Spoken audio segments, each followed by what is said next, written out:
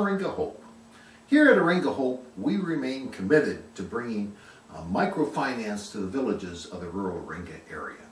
Now, bringing microfinance to these villages means developing village-based microfinance banks, or saving and credited cooperatives, SACCOs.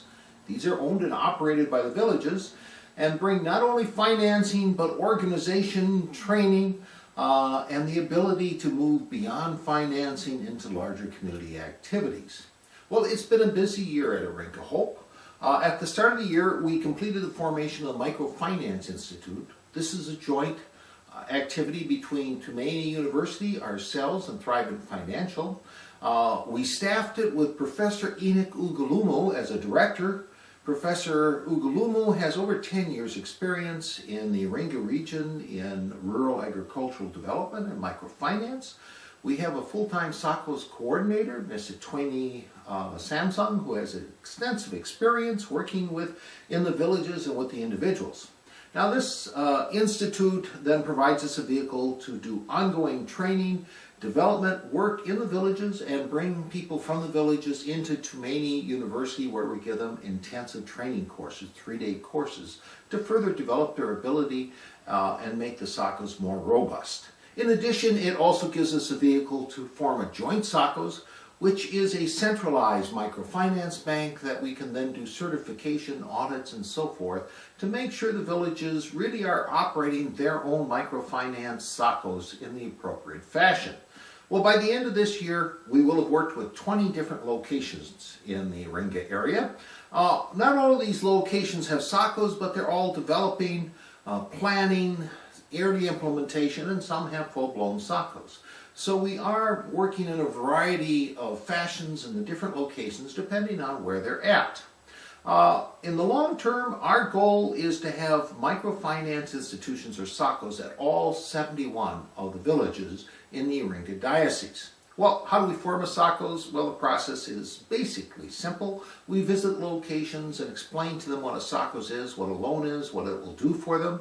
If they express a desire and there's a core group, we come back and we start training them. We train them on the basics of how do you plan how much money you're getting for a crop, how much it costs to buy the seed, what your profit is, or if it's a small business, how do you make a little plan on the business, a business plan, know the profits, and so forth. We train them on how you organize, how you manage, keep books, and we help them recruit members. And after we see that there is a core group and they're trained and recruited, then we start enrolling people. Typically, people will pay $5 to join the SACCOs, and we'll look for between 20 and 60 members in a location before we start. We then help them with the legal. We open the bank accounts and start to put financing in place. Now, a village can raise between $100 and $300 themselves. This is a lot of money for people whose total income is maybe $200 a year. And yet it costs a little over $6,000 to fully form a SACCOs. So we bring the other capital to the village through donors like you. They're partner parishes, individuals, institutions, and we'll start. Often we start with $3,000, which is only part of what it takes, and develop the SACCOs towards the full amount they need. But the legal requirement is going to take about $6,000. Once we've started, they start making loans right away and begin operations as a SACCOs. But our work isn't done because we need to continue to train, upgrade, and bring more information to the region, train new members, keep their leaders working, and make sure things are running as they're intended. A typical loan that these things are making are $200 for 9 months. Most of these loans are going to a single female head of the household, usually a farmer, but doesn't have to be. Generally, they will double or triple their income.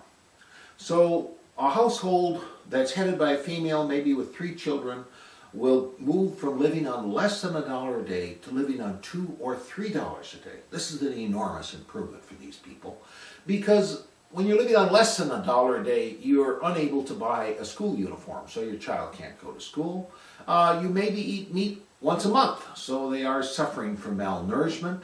If someone gets sick, even dysentery, you can't afford medicine. But you move to $3 a day.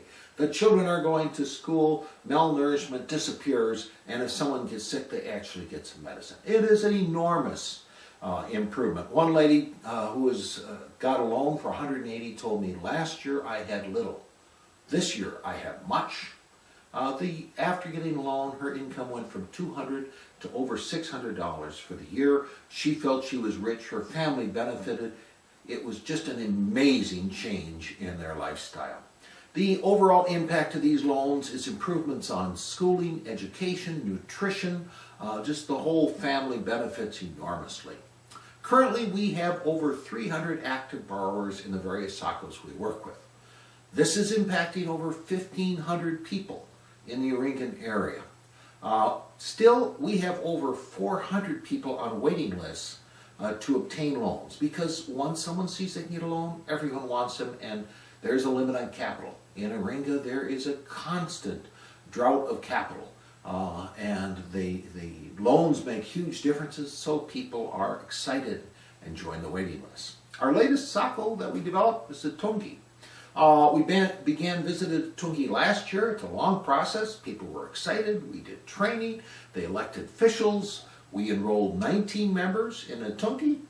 And thanks to a grant from Elim Foundation, we were able to provide them with $3,000 in capital, and they are now starting to operate and will be making their first loans before the end of the year. Everyone's excited. Now, I thought it would be good if you could hear directly from some of the people involved in the work, some on our board, the microfinance institution. So we will have brief messages from them, but hear from the other people. I would like to thank all the generous people who have contributed to this effort. The many people in the St. Paul area synod who have contributed individually or through their congregations. The many organizations that have supported our work, supported the Institute, helped with training sessions. Without your help, this work would not have been possible. Without your help, these people would not have been able to get their loans and improve their livelihood. On behalf of the many people in the Oringa region who are benefiting from this, I would like to thank you. It has been a privilege that I have had to work on this and work with these people. And so on my behalf, I would like to thank you for giving me the opportunity to work with these people.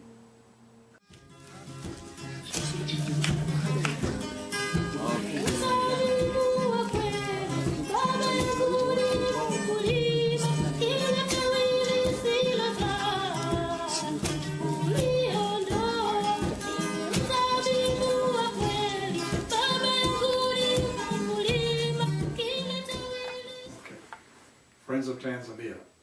I'm Ben Kilgore, Treasurer of Oringa Hope. 2011 was a year of good progress for us. Our mission over the past 5 years has been to start village microfinance funds in rural central Tanzania. And we're continuing to expand the number of villages that have access to small loans. In addition, we're working to build local resources for training and management support. At year-end 2010, a decision was taken to establish a nonprofit corporation to help us raise funds. Oringa Hope was formed, and we now have 501c3 tax-exempt status from the IRS. This has already proved to be helpful in our fundraising, and we expect it will be more so in the future. In Tanzania, in Oringa, the Microfinance Institute, which was formed last year, has now started training sessions for officers of some of the established village SACOs. The SACOs is a Savings and Credit Cooperative Society, the entity that's used for these funds established under Tanzanian law. Okay. This training has focused on the maintenance of accounting records. It's also providing a forum for the officers of different funds to exchange views and ideas on problems associated with microfinance.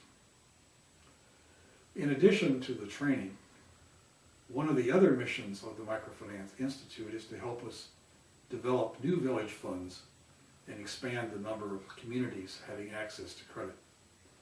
This involves providing orientation and training to members in the community so that they know what's involved in becoming a member of a SACOS, understand a little bit about how loans are made and repaid, and it also provides training for potential officers so that they understand more about their duties and responsibilities. Okay. In nearly all cases, the village SACOS still need additional capital. Many members are waiting for loans and have to take their turn. The Microfinance Institute is forming a joint SACOS in Oringa. This joint SACOS would be the vehicle for providing additional funding to the village funds. We expect that the joint SACOS can be created by year end, and we expect to make a cash contribution to it somewhere early after the first of the year. This approach, using a hierarchy, if you like, provides us a vehicle for moving capital around, it provides us more flexibility, it provides a way of helping to obtain more consistency in SACOS operation and in reporting, and most importantly, it provides a central focal point for raising capital from other sources. Finally, the board of Oringa Hope would like to thank everyone who has donated or contributed to this mission. It's an important mission because it helps the families help themselves. It means more food for families. It means money for education of children. It means opportunities to participate in ways that they could never participate in the past. Oh, from Oringa. This is Dan McIntyre. I'm on the board of Oringa Hope, working in Tumani University here in Oringa for about 5 months, teaching in the IT program. And while I'm here, I can also do some things with Eddie Wayne and Enoch on microfinance. So I will be here until the beginning of February. I was here 6 months last year, and so it's a good opportunity to be in Oringa for an extended time and be able to do some things with microfinance. Hi, I'm Pastor Paul Harris, and I have the privilege of spending 3 months a year in Tanzania teaching at Tumani University in Oringa, and also working with microfinance and Radio Faraha. You know, it's just an incredible thing to see people's lives being changed by getting microloans. I think of Joel Kalamba, who is an evangelist in Nyanzwa Parish. His children, 2 of them, have been generally malnourished and stunted. But when he started getting microloans, in fact, he was able to about double his effective income, and his children were able to get better nourishment, and they were able to live considerably better lives. You have Felina Matsambuli. And this strong woman was able to get a $100 loan, and with that she was able to hire some additional help in hoeing the irrigated fields and to plant more onions in the Nyanzwa Parish. Because of this, again, she was able to approximately double her income. The difference between living on $1 a day and $2 a day is incredible. It means you have a chance to get school uniforms for your children. It means that you can add some more protein to the diet. It means that you can save some money and have a bit of a cushion for difficult times. Oringa Hope has helped establish 14 microfinance banks in the Oringa region. The need continues. Not only are there periodic famines for food in Tanzania, but there's an invasive perennial famine for capital. Oringa Hope helps increase the capital supply for microfinance banks and provides essential oversight, auditing, and training. For helping with this. Your help is needed by prayers and also by gifts to increase the capital supply. It's very difficult to grow the capital accounts in these SACOS. But with God's help and with the generosity of many people, we can do that. Thank you very much. My name is Enoch Ogunomo, the Director of Microfinance Institute here at Tumani University. And I'm working with the Microfinance Institute to support SACOS, small groups that are already established in a number of villages in the Oringa Diocese. And the program has just started, and we had also received some money from our partners, Oringa Hope in America, who have supported us in a number of congregations. I was able to meet one family in Nyanzwa that I already told you, that he had a small farm of about 5 acres. He got the money, he tilled the land, he planted the onions, and he sold the onions. He got enough money. He took his kids to a good school, a secondary school, and he changed also his family by building a new house. It's now complete. They are residing in it. And also, he is using the money to support the family on health matters. It should be known that in many places in Tanzania, people are dying because they lack finances to support the costs that many hospitals in the country are charging. And therefore, through this initiative, it is really making progress. It is really turning around people's lives. This is a short note of what is happening in Iringa, but we will be in position to give you more stories, to give more feedback of what is going on between our partner dioceses, between our partner congregations and institutions. I'm very thankful today, and may God bless you all, especially our friends who are pulling together their efforts to pull together financial resources and help many families here in Tanzania. Thank you. Greetings from Hot Iringa. My name is Itiweni Samson. I'm working as a coordinator of Microfinance Institute, which is at Tumaini University, Iringa University College. We are working with the villages in Iringa so as to help them to improve their economic and to help the government to reduce poverty, which is common in Africa. Right now, we have about 12 villages we are working with, and we have seen improvement from those people who we are working with.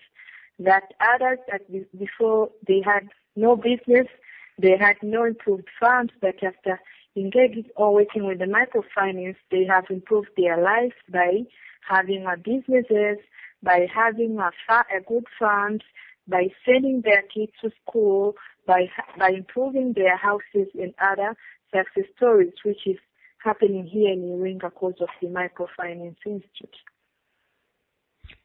And we are likely to work with more villages or more parishes here in Iringa so as to improve their life. And what we are doing is just making sure that we help them to improve their economic statuses, but also to train them on how to use the opportunities they are getting from the Microfinance Institute, but also to help them to be in a position where they can stand by themselves without depending from anywhere else, by establishing small businesses, by having good farming methods and different things which will help to improve their lifestyles from where they were and where they are right now.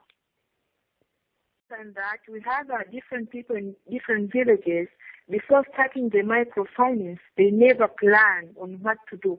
But in our trainings, we also teach people on how to write a small business plans. And right now, most people in Ilandilole and in Pomeranian, they are able to write a business plan to explain that from what they are planning to do and what will be the end result. Like someone is expecting to farm, let's say peas. So right now they're in position to estimate or to write down that I'm expecting to have 1 acre of peas, then the farm will cost this much, and I'm expecting to sell and get this much, of which in Africa it's not common. People, they didn't do that, but now they are able to write down what do they want and what do they expect as the end result after having trainings from the microfinance. I really appreciate your support, especially in raising funds to establish credits and savings unions in EOC Iringa Diocese parishes, and we really appreciate your support because it goes to the poor people, and by doing so you help people to generate more incomes for elevating their poverty And I think you should continue supporting the diocese in that way, because it's very helpful to the well-being of our people, especially the people at the bottom of the pyramid. So I request every one of you to do that. Thank you.